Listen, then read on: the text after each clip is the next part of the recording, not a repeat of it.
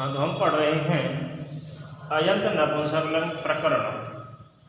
अयंत नपुंसकलिंग प्रकरण के अंतर्गत ज्ञान शब्द की रूप सिद्धियाँ और उन सिद्धियों में प्रयुक्त होने वाले सूत्रों के विषय में।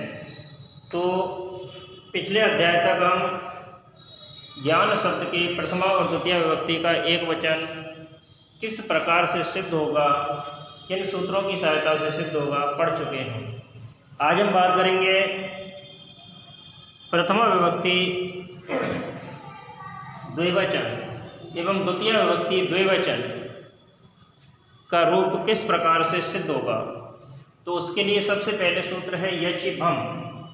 यचिभम सूत्र भ संज्ञक सूत्र है, अर्थात यह भा संज्ञा करता है। कौन सी संज्ञा करता है? भा संज्ञा। अब भा संज्ञा किन स्थितियों में होगी, कब होगी और किस प्रकार से होगी। तो इस सूत्र की जो व्याख्या है कि सर्वनाम स्थान संज्ञा वाले प्रत्ययों को छोड़कर सुप्रत्यय से लेकर कप प्रत्यय तक यकार आदि अर्थात जिनके आदि में यकार हो और अजादि अर्थात जिनके आदि में अच हो, ऐसे प्रत्यय परे होने पर पूर्व शब्द समुदाय यानी पूरा शब्द समुदाय, पूरा शब्द समूह भ संज्ञक होता है। अब बात आती है कि सर्वनाम स्थान संज्ञा वाले प्रत्यय कौन से हैं। तो हमने पढ़ा है सुप प्रत्ययों के अंतर्गत कि सुप प्रत्ययों की संख्या 21 होती है। प्रथमा विभक्ति एक वचन से लेकर सप्तमी विभक्ति बहुवचन तक सुप प्रत्ययों की संख्या 21 होती है। उन 21 प्रत्ययों में से प्रथम 5 प्रत्यय सु, औ, जस, अम, औट यहाँ तक, यानी कि 21 प्रत्ययों में से प्रथम 5 अर्थात सु, औ, जस, अम और औट अर्थात प्रथमा विभक्ति के तीनों प्रत्यय और द्वितीय विभक्ति का एक वचन और द्विवचन का प्रत्यय क्या होता है? सर्वनाम स्थान संज्ञक होता है। तो कहने का तात्पर्य है कि 21 सुप प्रत्ययों में से प्रथम 5 प्रत्ययों की जो संज्ञा है वो सर्वनाम संज्ञा है। यानी कि अब 5 प्रत्ययों को निकालने के पश्चात 21 में से 5 जब निकल जाएंगे तो शेष कितने रहेंगे? 16 प्रत्यय। तो शेष 16 प्रत्यय सर्वनाम स्थान संज्ञक नहीं है, अर्थात द्वितीय विभक्ति बहुवचन के प्रत्यय से लेकर सप्तमी विभक्ति बहुवचन तक के 16 प्रत्यय सर्वनाम स्थान संज्ञक नहीं है। पहली बात। दूसरी बात है कि जब 16 प्रत्यय हमारे पास शेष रहते हैं, अर्थात द्वितीय विभक्ति बहुवचन से सप्तमी विभक्ति बहुवचन तक के जो 16 प्रत्यय हैं उनमें से भी 7 प्रत्यय भ्याम, भिस, भ्याम, भ्यस, भ्याम, भ्यस और सो, ये 7 प्रत्यय हल आदि हैं। हल आदि से तात्पर्य है कि इन प्रत्ययों में जो प्रथम अक्षर है, इन प्रत्ययों का जो आदि वर्ण है वो हल है। क्या है? हल। देखो भ्याम भा क्या है? हल है। इसमें भा क्या है? हल है। ये भी हल है, ये हल है, ये हल है, ये हल है और ये भी हल वर्ण है। अर्थात हल से प्रारंभ है ये 7 प्रत्यय। कौन कौन से? तृतीय विभक्ति का द्विवचन का प्रत्यय, तृतीय विभक्ति बहुवचन का प्रत्यय, चतुर्थी विभक्ति द्विवचन का प्रत्यय, चतुर्थी विभक्ति बहुवचन का प्रत्यय, पंचमी विभक्ति द्विवचन का प्रत्यय, पंचमी विभक्ति बहुवचन का प्रत्यय और सप्तमी विभक्ति बहुवचन का प्रत्यय। अर्थात भ्याम, विस, भ्याम, भ्यस, भ्याम, भ्यस, सुप, ये 7 प्रत्यय हल आदि हैं, अर्थात इन प्रत्ययों का प्रारंभ हल वर्ण से हुआ है, इसलिए इन प्रत्ययों की भी भ संज्ञा नहीं होती है। इन प्रत्ययों की भी क्या नहीं होती है? भ संज्ञा नहीं होती है। अब हम देखते हैं कि 5 प्रत्यय यानी कि 21 सुख प्रत्ययों में से प्रथम 5 प्रत्यय सर्वनाम स्थान संज्ञक हैं। शेष 16 में से 7 प्रत्यय हलादि हैं। तब हमारे पास 21 में से शेष कितना रहेगा? 12 प्रत्यय चले जाने पर शेष कितने रहेंगे? 9 प्रत्यय रहेंगे। यानी 5 प्रत्यय कैसे हैं? सर्वनाम स्थान संज्ञक हैं 5 प्रत्यय, और 7 प्रत्यय कैसे हैं? हलादि, जिनका प्रारंभ हल वर्ण से हुआ है। तो इन 12 प्रत्ययों को 7 और 5 12, इन 12 प्रत्ययों को छोड़कर 21 में से जब 12 प्रत्यय निकलेंगे तब शेष कितना रहेगा? 9 प्रत्यय। शेष कितना रहेगा? 9 प्रत्यय। तो 9 प्रत्यय परे रहने पर भ संज्ञा होती है। 9 प्रत्यय रहने पर ज्ञान शब्द की क्या हो जाती है? भ संज्ञा हो जाती है। आगे समझ में? कहने का तात्पर्य है कि सर्वनाम स्थान संज्ञा वाले प्रत्ययों को छोड़कर कप प्रत्यय तक, सु से कप तक जो भी सर्वनाम संज्ञा वाले प्रत्यय हैं उनको छोड़कर यकार यजादि परे होने पर पूर्व शब्द समुदाय भ संज्ञक हो जाता है। तो 21 प्रत्ययों में से प्रथम 5 प्रत्यय सर्वनाम स्थान संज्ञक हैं, उन्हें छोड़ा जाएगा। 7 प्रत्यय हलादि हैं, उन्हें भी छोड़ा जाएगा। शेष 9 प्रत्यय जो रहेंगे 21 में से, उन पर क्या होगा? भा संज्ञा होती है। ठीक है। अब भा संज्ञा हो जाएगी तब क्या होगा? तो सूत्र है यस्येति च। यस्येति च सूत्र क्या कहता है कि इकार या तद्धित प्रत्यय परे होने पर, इकार यानी कि दीर्घ ई या तद्धित प्रत्यय परे रहने पर भ संज्ञक ई वर्ण अथवा अवर्ण का लोप हो जाता है। अर्थात यदि पहले किसी शब्द समुदाय की क्या हो गई है? भ संज्ञा हो गई है। भ संज्ञा किनकी होगी? ऊपर वाला सूत्र बताता है। ठीक है। तो इकार या तद्धित प्रत्यय परे होने पर भ संज्ञक, अर्थात जिन शब्द समुदायों की भ संज्ञा हो चुकी है उनके बाद में यदि ई वर्ण है, यानी उनका अंतिम जो अक्षर है वो ई वर्ण है अथवा अवर्ण है, तब उसका लोप हो जाता है। अर्थात इस सूत्र से ज्ञान का जो अंतिम अक्षर है क्या? अकार। ज्ञान का अंतिम अक्षर क्या है? अकार। तो इस सूत्र से ज्ञान के अकार का लोप प्राप्त होता है। ठीक है। लेकिन इसके आगे आने वाला जो अग्रिम सूत्र है और श्यामः प्रतिषेधो वाच्य सूत्र आएगा, तो ये अग्रिम सूत्र क्या करता है? इस आ के लोप का निषेध करता है। ठीक है। तो कहने का तात्पर्य इस सूत्र का केवल इतना ही है कि इकार या तद्धित प्रत्यय परे होने पर भ संज्ञक के इवर्ण अथवा अवर्ण का लोप हो जाता है। अर्थात इस सूत्र से ज्ञान के आकार का लोप प्राप्त होता है। जैसे हम लिखते हैं कि ज्ञान प्लस ई कब आएगा? जब प्रथमा विभक्ति द्विवचन और द्वितीय विभक्ति द्विवचन के प्रत्यय औ और औट के स्थान पर क्या होता है? सी आदेश होता है नपुंसकात च सूत्र से। तब उस सी में से ई शेष रहता है सकार का लोप होने के पश्चात। तब उस इकार की स्थिति में ज्ञान के आकार का लोप प्राप्त होता है। किस सूत्र से? यस्येति च सूत्र से। तो हमें केवल इतना ही लिखना है कि ज्ञान प्लस ई, इस स्थिति में ज्ञान प्लस ई यानी इसका जो आ है उसका क्या कर दिया हमने? लोप कर दिया और हलंत लगा दिया। इससे पता चलता है कि ज्ञान का आकार क्या हो गया है? लोप हो गया है। तो यस्येति च सूत्र से आकार का लोप होता है। लेकिन अग्रिम सूत्र निषेध करेगा तब हम लिखेंगे फिर।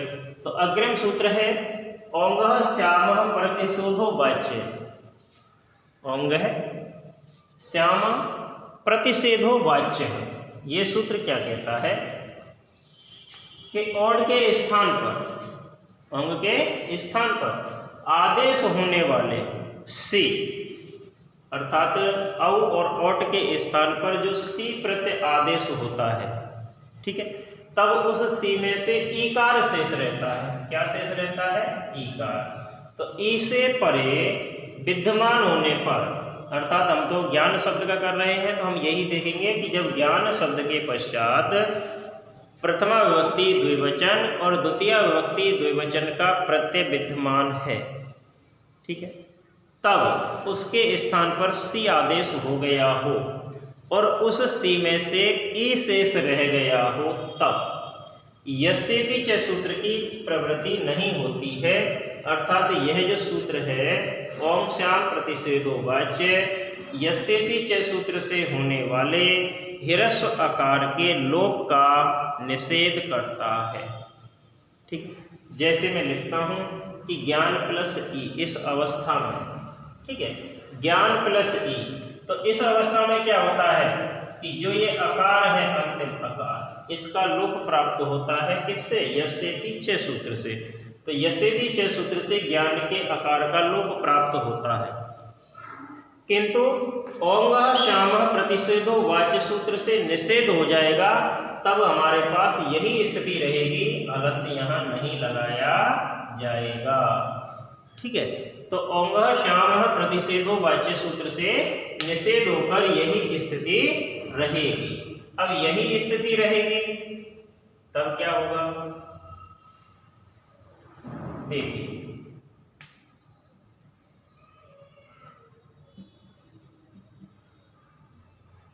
इस प्रकार से तो यही स्थिति रहेगी। तो इन सूत्रों की मदद से, इन सूत्रों की सहायता से ज्ञान शब्द नपुंसकलिंग प्रथमा और द्वितीय विभक्ति के द्विवचन जो ज्ञाने शब्द है उसकी क्या हो जाएगी? रूप सिद्धि हो जाएगी। अर्थात प्रथमा और द्वितीय विभक्ति द्विवचन के ज्ञान शब्द का जो रूप है उसकी सिद्धि के लिए हमें इन तीन सूत्रों की भी आवश्यकता होती है। तो देखते हैं हम कि ज्ञाने, ज्ञाने शब्द क्या है? ज्ञान नपुंसकलिंग शब्द है पहली बार, प्रथमा और द्वितीय विभक्ति का द्विवचन है ज्ञाने शब्द। ठीक है, तो इस स्थिति में हमें इसको सिद्ध किस प्रकार से करना है? तो देखते हैं कि ज्ञान जब द्विवचन का है तो दो बार लिखा जाएगा। ठीक है, तो ज्ञान, ज्ञान प्रातिपदिक संज्ञा, प्रातिपदिक संज्ञा करने के लिए सूत्र कौन सा लगाते हैं हम?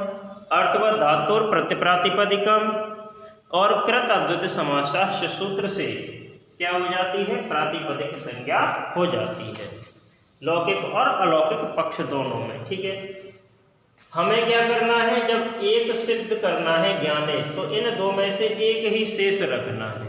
ठीक है, तो ज्ञान प्लस प्रातिपदिक संज्ञा, एक शेष रखने के लिए सूत्र कौन सा प्रयुक्त करते हैं? स्वरूपाणाम एक शेष विभक्तौ, स्वरूपाणाम एक शेष विभक्तौ सूत्र समान रूप वाली विभक्तियों में से एक शेष रखता है। ठीक है, पहले लिखाई जा चुकी है व्याख्या। उसके बाद हमें क्या करना है? सुप प्रत्याहार, अर्थात सुप प्रत्ययों का आगमन होता है। तो सुप प्रत्याहार के लिए तीन सूत्र प्रयोग में लाए जाते हैं, डया प्रातिपदिकात् प्रत्यय और परस्य। तो डया प्रातिपदिकात् प्रत्यय परस्य सूत्रों की सहायता से सुप प्रत्याहार अर्थात सुप का आगमन हो गया।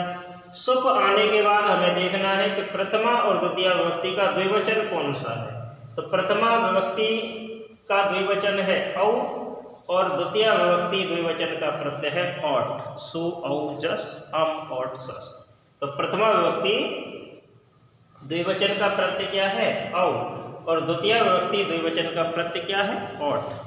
ठीक है, दोनों ही स्थिति में तुम्हें जो करना है एक लिख सकते हैं। ठीक है, जिसको सिद्ध करना है पहले उसको लिखना है। अगर हम प्रथम विभक्ति द्विवचन का करेंगे तो औ लिखेंगे और द्वितीय विभक्ति द्विवचन का लिखेंगे तो औट लिखेंगे। बाकी आगे की जो प्रक्रिया है वो समान है। ठीक है, तो हमें क्या करना है कि औ और औट दोनों के ही स्थान पर सी आदेश होता है।